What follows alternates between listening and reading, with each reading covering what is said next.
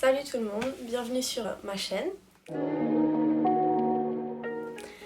Aujourd'hui j'aimerais vous parler de plusieurs aspects qui m'ont choquée, on va dire, pas choquée forcément dans le mauvais sens, mais qui m'ont choquée ou impressionnée ou qui étaient vraiment très différents de l'école généralement, je dirais en Europe, mais plus particulièrement en Suisse, puisque moi j'ai été scolarisée en Suisse. C'est vraiment des trucs, j'ai l'impression vraiment typiquement japonais. J'ai l'impression que dans un autre pays, ça pourrait juste pas exister. Mais peut-être que j'espère que j'arriverai à vous transmettre genre vraiment comment moi je l'ai perçu et comment ça se passe et pourquoi est-ce que ça m'impressionne et pourquoi est-ce que ça m'impressionne autant en fait. Première chose déjà, c'est, peut-être certains le savent, les clubs, donc les activités extrascolaires en fait elles se font à l'école. Genre il n'y a pas beaucoup de personnes qui font les choses en dehors. Et donc du coup dans notre école il y avait le club de foot, il y avait la danse, il y avait les cheerleaders, il y avait quoi, il y avait le club où moi j'étais, c'est Japanese Style, en gros ça s'appelle, et en gros on faisait des instruments traditionnels japonais, et il y avait aussi volleyball, enfin il y avait plein de trucs différents. Et moi j'étais du coup dans le club Japanese Style où on faisait du wadaiko, c'est un instrument comme un tambour traditionnel, et vraiment tout le monde fait partie d'un club. Il y a très peu de personnes qui juste rentrent à la maison, ils terminent les cours, ils vont au club. Et au départ moi j'étais dans le club de foot et c'était hardcore. Non mais quand je vous dis hardcore, c'est que même des fois le matin on avait des séances de sport ou même juste de renforcement musculaire le matin avant l'école, avant 8h. C'est-à-dire que à 7h, vers 7h tu dois être à l'école quoi. C'est un truc de... Moi j'avais jamais vu ça. Quand on m'a dit que j'avais des entraînements le matin, j'ai pas compris. Vraiment j'ai pas compris. En vrai c'était cool. Mais finalement j'ai quand même changé de club et parce que je voulais un truc un peu plus japonais, plus traditionnel, etc. Et qui me plaisait plus finalement. Et puis bah on avait je crois des répètes 2 à 3 fois par semaine je crois. Des fois c'est super intense mais les gens ils sont vraiment là, ils sont pas là pour se balader quoi, ils sont là, ils sont sérieux. En tout cas dans notre club, il y a plein de représentations et tout, enfin des performances. Tout le monde participait à ça. Je sais plus ce que je disais. Oui! Et ils sont super passionnés et il y a plusieurs fois dans l'année où on a des performances. Il y a même des performances spéciales pour certains groupes. Du coup c'est assez fou. En fait l'ampleur du club dans l'école japonaise, en tout cas dans celle où j'étais moi, avait un impact incroyable. Ouais, vraiment tout le monde qui s'impliquait à fond dedans. Mais à fond. Non mais je crois que j'ai pas assez insisté là, genre vraiment à fond quoi. Je me rappelle que, bon moi j'étais plus là, mais mes amis qui étaient avec moi dans le même club en 3e année, du coup c'était devenu les senpai, et c'est eux qui en fait faisaient leur propre chorégraphie avec leur propre tempo, musique, etc. Et je trouvais ça assez fou que des amateurs entre guillemets soient autant impliqués dans un club extrascolaire en fait. Et vraiment je trouvais ça trop bien. Ça c'était le premier truc qui m'a vraiment trop marqué. Ensuite, pour un peu dans la même lancée, il y avait le Taiksai, c'est-à-dire le festival du sport de l'école. On s'était beaucoup entraîné pour ça et tout, mais il y avait un truc en plus que moi j'avais en fait jamais vraiment vu, même dans les animés, même dans les dramas, etc. Mais même dans les vidéos YouTube en fait. C'est quelque chose qui s'appelle le Endan. C'était une représentation de danse où... Comment expliquer ? C'est en gros une performance de danse avec des personnes qui sont donc volontaires pour rentrer dans ce groupe pour élaborer une chorégraphie et la montrer le jour du festival du sport. Donc ce jour-là, tout le monde qui s'est inscrit montre la chorégraphie aux parents, etc. C'est vraiment un groupe énorme et c'est une organisation énorme. Et ça, juste pour ce jour-là.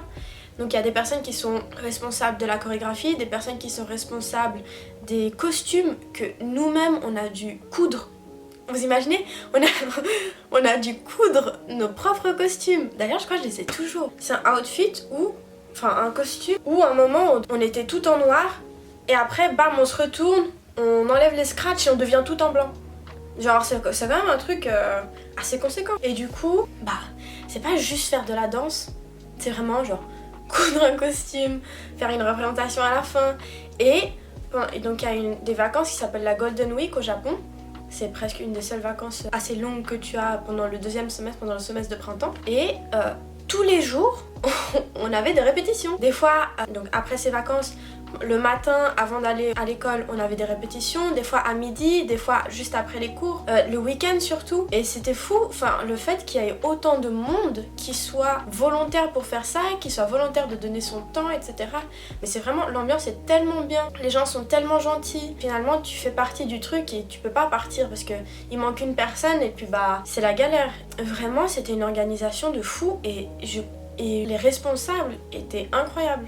Mais ça leur a pris, mais je sais pas comment ils étudiaient en fait, parce que ça prenait tellement de temps, que voilà. Ah, je suis trop dans toutes mes émotions là, mais ça me rappelle trop de choses, hein. C'était tellement bien. Limite c'est tellement bien qu'à la fin, quand on a terminé de montrer ça, enfin la représentation, c'était la dernière fois qu'on le faisait, j'étais émue, tu vois, parce que j'avais tellement travaillé pour ça. Limite c'était triste de terminer. Vraiment. Mais c'est pour montrer à quel point les Japonais, quand ils font quelque chose, ils le font à fond, quoi. C'est vraiment... J'aurais jamais imaginé ça, en fait. Vraiment, j'aurais jamais imaginé. Et ici, carrément impossible à l'école, en plus. Dites-moi ce que vous en pensez, mais moi, à mon avis, que ce soit en France ou en Suisse, parce que c'est les deux pays que je connais le plus, ce serait pas possible à faire, à organiser, faire en sorte que tout le monde soit tout le temps là et tout. Pour moi, c'est vraiment, ça montre la mentalité japonaise, un peu. Genre le groupe avant tout. Ça c'est un peu cliché, mais c'est plus en rapport avec la classe. Les gens qui dorment en classe, ça me tue. J'avais déjà vu ça dans les animés et tout, mais je pensais pas que c'était vrai. Et finalement c'est extrêmement vrai. Ils dorment souvent en classe et puis en fait personne dit rien, tout le monde s'en fiche en fait. Vous m'en voulez pas, j'ai changé d'endroit parce qu'il n'y a plus assez de lumière là-bas. Je commençais à être dans l'obscurité. Donc ce que je disais c'était que juste ça se fait en fait. On laisse faire ça et il n'y a pas de problème. Genre ils sont fatigués, ils dorment. Voilà. Mais je trouve ça trop bien en vrai. Si t'es fatigué en cours, que t'as vraiment besoin de dormir, tu vas pas écouter le prof, donc autant que tu dormes. Pour moi ça a plus de logique en tout cas. Mais voilà. Du coup ce n'est pas un mythe. Au Japon, la salle de classe, c'est vraiment comme si t'es chez toi en fait. T'as ton bureau qui t'est assigné, tu changes rarement de classe, et puis à moins que t'aies des classes un peu genre spéciales, etc. T'as tes affaires dans ton bureau et tout. Nous, je me rappelle qu'au lycée, donc au collège en Suisse, bah t'avais un bureau, tu pouvais pas mettre tes affaires dedans, ta classe, tu dois tout le temps sortir, et c'est les profs qui les ferment à clé et tout. Là en fait il y a une confiance qui règne, un environnement qui fait que tu peux rentrer dans ta classe quand tu veux, tu peux sortir de ta classe quand tu veux, enfin t'es vraiment là, limite t'es chez toi tu vois. Tu es à l'aise dans la classe, tu peux te mettre à l'aise, tu peux avoir ton espace. Alors que bah nous en tout cas dans notre école c'était pas le cas. Et du coup ça c'est vraiment un truc où je me sentais, tu vois, apaisée. Genre j'allais dans ma classe, j'étais dans ma classe, tu vois. Je pouvais rentrer, sortir quand je voulais. J'étais pas contrainte de devoir tout le temps rester à l'extérieur jusqu'à qu'il y ait un prof qui arrive et que je puisse enfin rentrer dans ma classe. Ça je trouve franchement c'est pas cool et ça donne pas une bonne ambiance. Du coup c'est pour ça que j'ai vraiment beaucoup aimé et j'étais un peu surprise. Ouais, genre vraiment chill quoi. C'était vraiment cool. Et puis du coup tu pouvais aussi manger dans ta classe à midi. Tu prenais les bureaux, bam, tu manges avec tes potes, tu manges tes petits bento et tout. Ah c'était trop bien. Non mais plus sérieusement, tu manges ton repas quoi de midi, ton petit bento, t'as même une cafétéria, t'as des yakisoba pain, t'as des petits trucs, des petites boissons et tout, c'est pas très cher, vraiment c'est vraiment abordable et franchement c'est super cool que tu puisses en fait manger dans ta classe du matin jusqu'au soir, tu peux être dans le même espace tranquillement et faire ta vie en fait. En dehors des cours, tu fais ce que tu veux et c'est ça qui est trop bien. Et c'est aussi un truc qui m'a attristée quand je suis rentrée en Suisse, c'était vraiment cet environnement de non-confiance et de vraiment très impersonnel. Rien ne t'appartient, tu es toujours en mouvement, tu es toujours avec tes affaires sur le dos et tout. C'est super chiant, vraiment c'est super chiant. Et du coup quand je suis rentrée, ça m'a vraiment un peu... j'étais pas à l'aise en fait, j'étais plus à l'aise.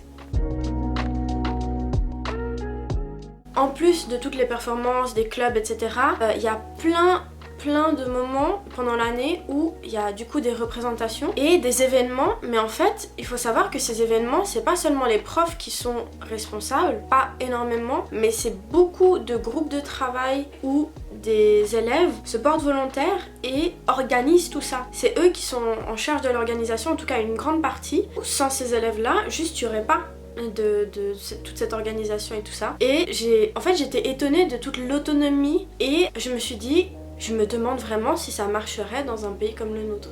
Mais en tout cas, quand ils font les choses bien. Ils organisent des trucs assez impressionnants. Et moi, franchement, j'ai été bluffée par leur volonté, comme ils sont impliqués et tout ce qu'ils arrivent à produire en fait, par eux-mêmes.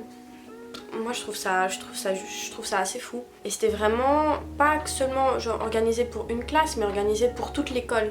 Et ça, je trouve ça assez fou aussi. Et puis finalement, un truc assez banal on va dire, mais moi que j'ai trouvé assez intéressant, c'était que pour les exposés, ils utilisaient leur téléphone. Nous les exposés, jamais, déjà t'as pas le droit à ton téléphone en classe, mais ils utilisaient leur téléphone pour, genre ils avaient noté des trucs dessus, ou alors même pour slider leur PowerPoint et tout. Personne ramenait son ordi. Là-bas, ils utilisent les téléphones et pour tout le monde c'est normal, pour tout le monde c'est genre démocratisé. Et je trouvais ça assez marrant. En fait, je sais pas, juste ça m'a choquée. Et je me suis demandé pourquoi on faisait pas ça ici, pourquoi on n'avait pas le droit. Alors que ce serait beaucoup plus simple pour nous plutôt que d'imprimer les feuilles et tout, nanana. T'as ton truc sur ton téléphone, bam, tu regardes, hop, t'as fait ton exposé, fini. Je sais pas, dites-moi ce que vous en pensez, mais moi c'est des trucs vraiment qui m'ont assez marqué sur le moment et que j'ai pensé intéressant de vous partager. Parce que c'est des trucs que moi en dehors de mon expérience que j'ai jamais vu autre part, à part peut-être pour les trucs où ils dorment dans leur classe et tout, mais du coup j'espère que cette vidéo vous a plu. À une prochaine j'espère, et si vous avez des questions etc, posez-les dans les commentaires, j'essayerai d'y répondre. À une prochaine, ciao.